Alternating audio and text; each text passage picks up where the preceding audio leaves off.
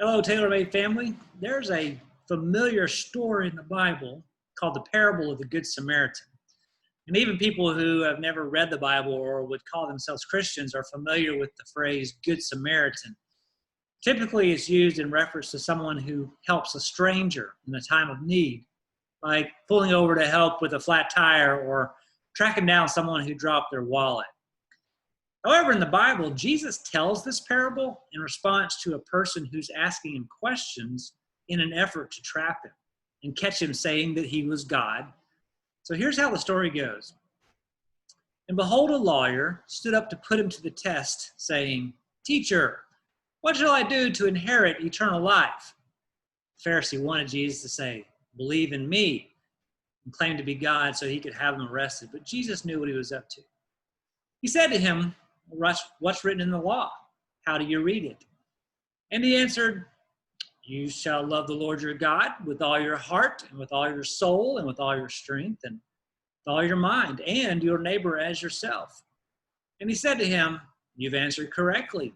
Do this and you will live." Meaning, if you can do this perfectly, if you can love God perfectly and love your neighbor perfectly, you will earn eternal life. But we all know that this would be impossible. I think Jesus has him squirming a little bit here. It goes on. But he, desiring to justify himself, said to Jesus, "And who is my neighbor?" Jesus replied, "A man was going down from Jerusalem to Jericho, and he fell among robbers who stripped him and beat him and departed, leaving him half dead. Now by chance a priest was going down that road, and when he saw him, he passed by on the other side. So likewise a Levite, when he came to the place and saw him, passed by on the other side. But a Samaritan, as he journeyed, came to where he was, and when he saw him, he had compassion. He went to him and bound up his wounds, pouring on oil and wine. Then he set him on his own animal and brought him to an inn and took care of him. And the next day he took out 2 denarii and gave them to the innkeeper, saying, 'Take care of him, and whatever more you spend, I will repay you when I come back.' Which of these 3 do you think proved to be a neighbor to the man who fell among the robbers?" He said, "The one who showed him mercy." And Jesus said, "You go and do likewise."